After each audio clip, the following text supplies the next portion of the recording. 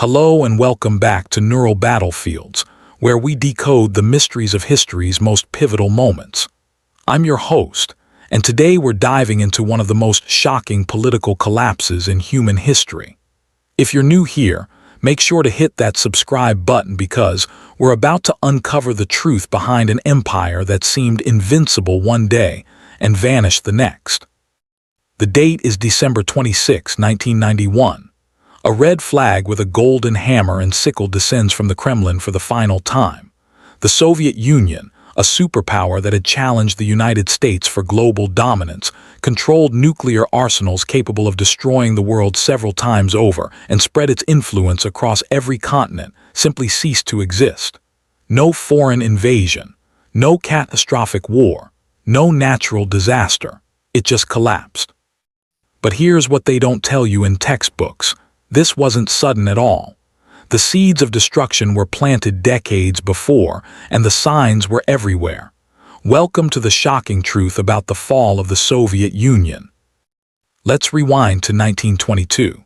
The Union of Soviet Socialist Republics emerged from the ashes of World War I and a brutal civil war. Vladimir Lenin and the Bolsheviks promised a workers' paradise, a society where everyone would be equal, where the state would provide for all, and capitalism's exploitation would end forever. For many around the world suffering under colonial rule or industrial poverty, this promise seemed like humanity's best hope. By the 1950s, the Soviet Union had transformed from a backwards agricultural society into an industrial titan. They had nuclear weapons. They launched the first satellite, Sputnik, into space in 1957, shocking the Western world. In 1961, Yuri Gagarin became the first human in space. The Soviets had universal health care, free education, guaranteed employment, and subsidized housing. On paper, they were winning. But here's the first crack in the foundation. The Soviet economy was built on a lie. Every Soviet leader from Stalin to Chernenko claimed their economy was growing stronger, that they were catching up to and surpassing the West. Factory managers reported production numbers that pleased their superiors. Regional governors sent glowing reports to Moscow. Everyone in the system had an incentive to lie because telling the truth could cost you your career, your freedom, or even your life. This created what economists call a soft budget constraint. Factories couldn't go bankrupt. If a steel plant failed to meet its targets, it received more resources. If a collective farm produced insufficient grain, it got more tractors and workers. There was no mechanism to eliminate inefficiency. Imagine running a race where everyone gets a trophy regardless of how fast they run, and then being surprised when nobody improves their time. That was the Soviet economy. Let's talk about the arms race. In 1945, the United States was the only country with nuclear weapons. By 1949, the Soviets had them too, thanks in part to espionage, but also to their own brilliant scientists. The Cold War had begun, and with it came the most expensive competition in human history. Both superpowers poured enormous resources into building weapons they hoped never to use. But here's the critical difference. The United States economy was roughly twice the size of the Soviet economy throughout most of the Cold War, and by some estimates, the gap was even larger. The Soviet Union was spending between 15 and 20% of its entire GDP on defense. Some Western analysts believe the real number might have been as high as 30%. The United States, meanwhile, spent between 5 and 7%. Imagine two people in a spending contest, but one earns $50,000 a year and the other earns $100,000. If both spend $15,000 on weapons, who feels the pain more? The Soviet people felt it. While the military produced cutting-edge jets, missiles, and tanks, civilian factories struggled to produce quality shoes, refrigerators, or cars. Soviet televisions were notorious for catching fire. The Lada automobile became a global joke. Citizens waited years, sometimes decades, for an apartment. Meat, butter, and other basic foods required standing in long queues, and even then, supplies were unpredictable. Now let's examine the Afghanistan invasion of 1979, what some historians call the Soviet Union's Vietnam. The communist government in Afghanistan was facing a rebellion, and Soviet leaders feared losing a strategic neighbor. So they sent in troops. What they expected to be a quick operation turned into a 10-year nightmare. The Afghan Mujahideen fighters, supplied with weapons by the United States, Pakistan, Saudi Arabia, and others, turned Afghanistan into a graveyard for Soviet ambitions. Over 15,000 Soviet soldiers died. Hundreds of thousands more came home physically or psychologically wounded. The war cost billions of rubles that the Soviet economy couldn't afford. But more importantly, it shattered the myth of Soviet invincibility. Young men returned home in zinc coffins, and mothers began asking why their sons had died in a country most Soviets couldn't even locate on a map. The Afghanistan War revealed something deeper. The system was breaking down. Soldiers reported corruption among officers who sold supplies on the black market. They described equipment failures and poor planning. They saw firsthand how the official propaganda bore no resemblance to reality. When these soldiers returned home, they became walking contradictions to everything Soviet television was broadcasting. Then came Mikhail Gorbachev. In March 1985, at the relatively young age of 54, he became General Secretary of the Communist Party. Gorbachev inherited a system on life support. The economy was stagnating. Oil prices, which had propped up Soviet finances throughout the 1970s, collapsed in the mid-1980s. The Afghanistan War was unwinnable. The Soviet Union was falling further behind technologically. Something had to change. Gorbachev introduced two revolutionary concepts, Glasnost and Perestroika. Glasnost meant openness, a relaxation of censorship, and an encouragement of public discussion. Perestroika meant restructuring, an attempt to reform the Soviet economic and political system. These sound like reasonable policies, right? Here's what Gorbachev didn't understand. You cannot partially open a pressure cooker. For 70 years, the Soviet system had suppressed every form of dissent, controlled all information, and punished anyone who questioned the Communist Party's wisdom. People had grievances, frustrations, and anger they had never been allowed to express. When Gorbachev lifted the lid even slightly, decades of pent-up fury exploded outward. Newspapers began publishing articles criticizing government failures. Television shows discussed problems openly. Historians revealed the truth about Stalin's purges, in which millions had been executed or sent to labor camps. Environmental activists exposed how Soviet industry had poisoned vast regions. In the Baltic republics of Estonia, Latvia, and Lithuania, people began openly discussing independence. In Armenia and Azerbaijan, ancient ethnic tensions erupted into violence. Gorbachev thought Glasnost would strengthen the system by allowing it to self-correct.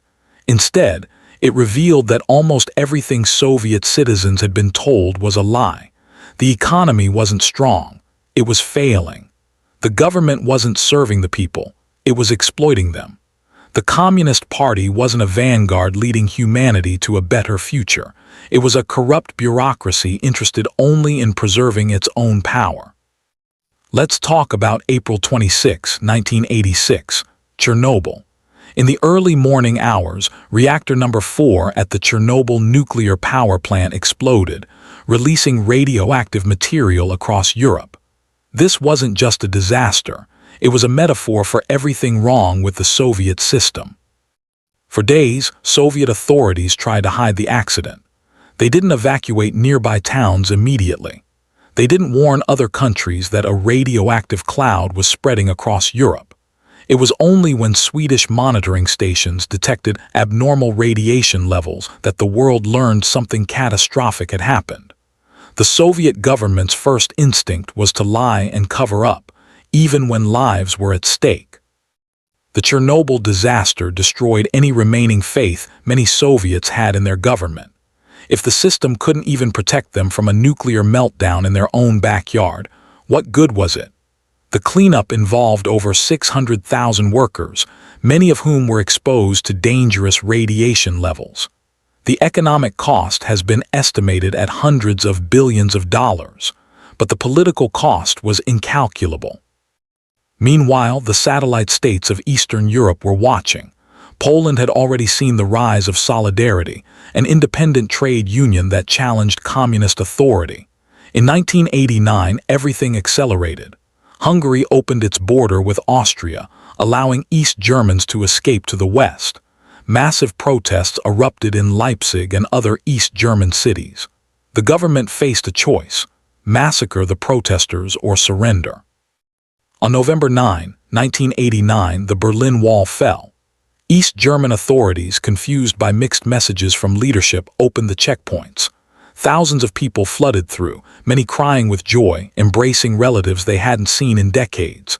People attacked the wall with hammers and pickaxes, tearing down the symbol of division. Within weeks, communist governments across Eastern Europe collapsed like dominoes: Hungary, Czechoslovakia, Bulgaria, Romania.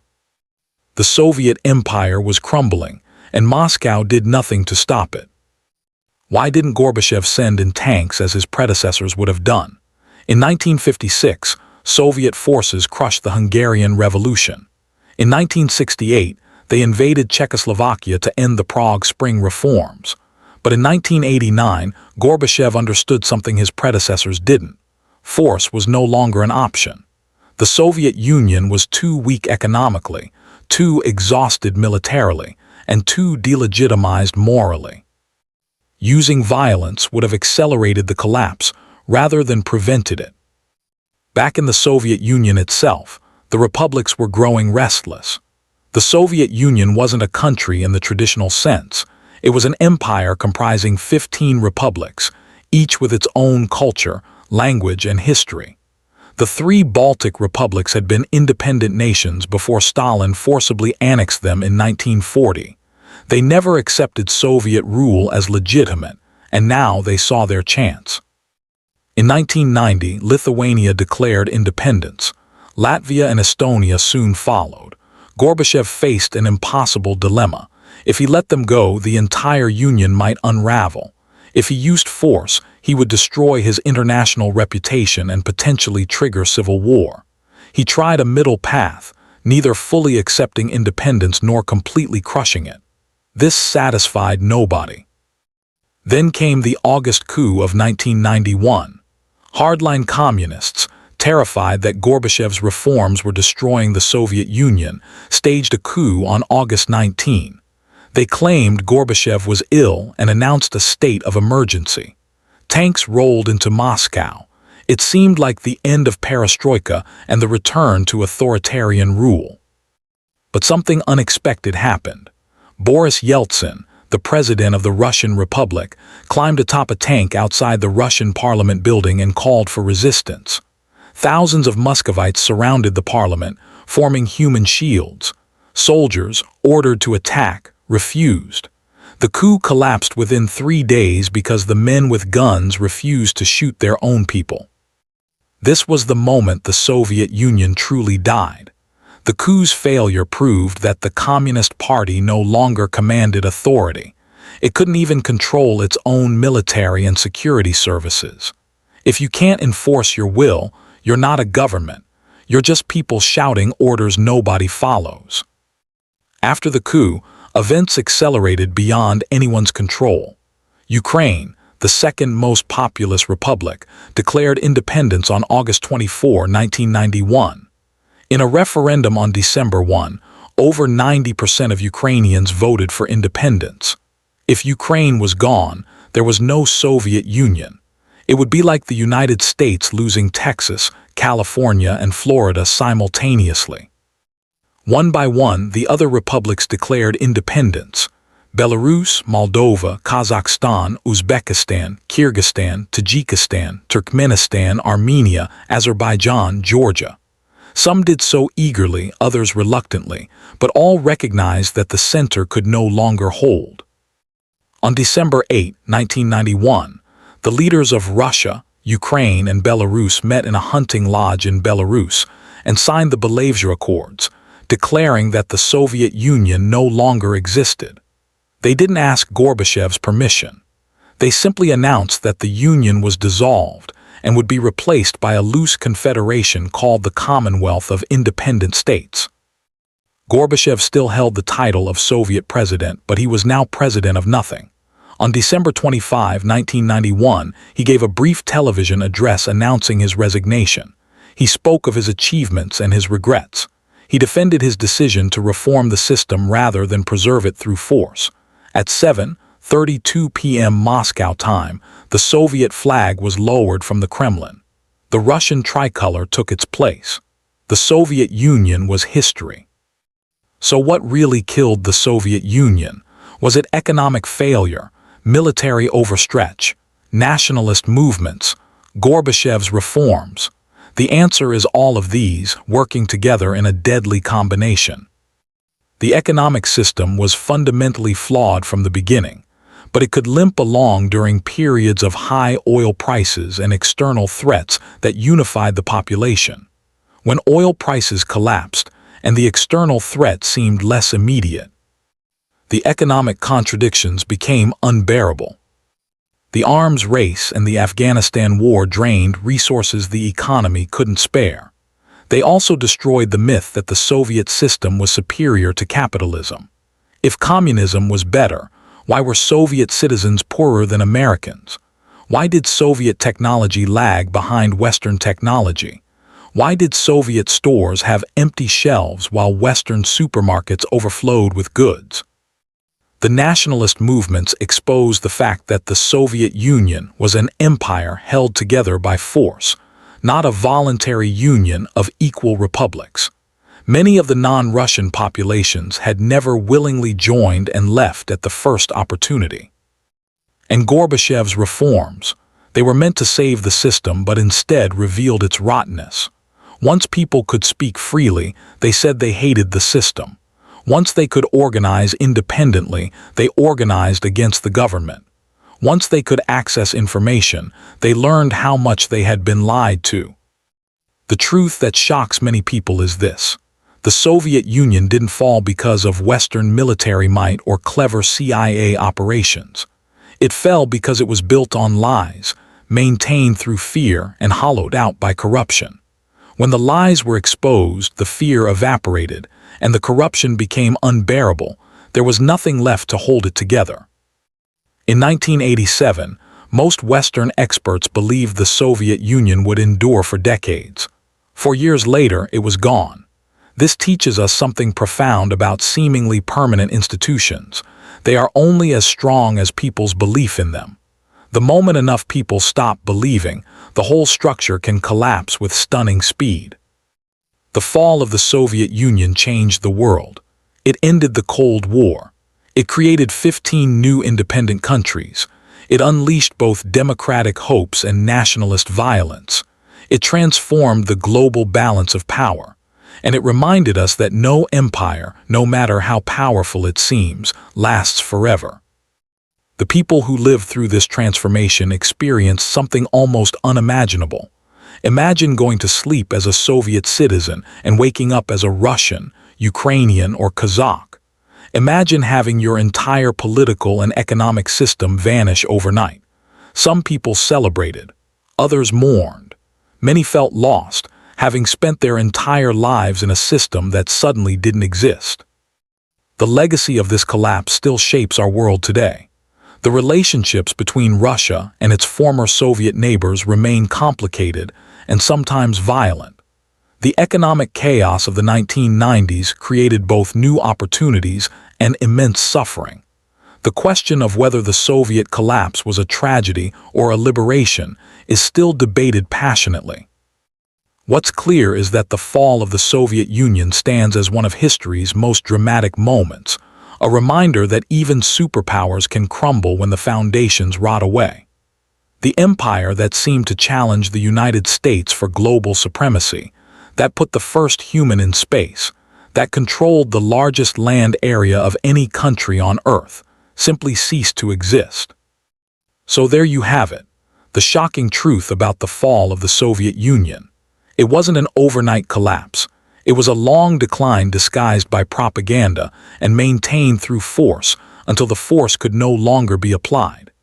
If this video helped you understand one of the 20th century's defining events, make sure to like and subscribe to Neural Battlefields for more deep dives into history's pivotal moments. Share this video with anyone interested in understanding how empires fall and why even the mightiest systems can collapse. Leave a comment below telling me what historical event you want us to explore next. Until next time, keep questioning, keep learning, and remember that understanding the past is the key to making sense of our present. This is Neural Battlefields, signing off.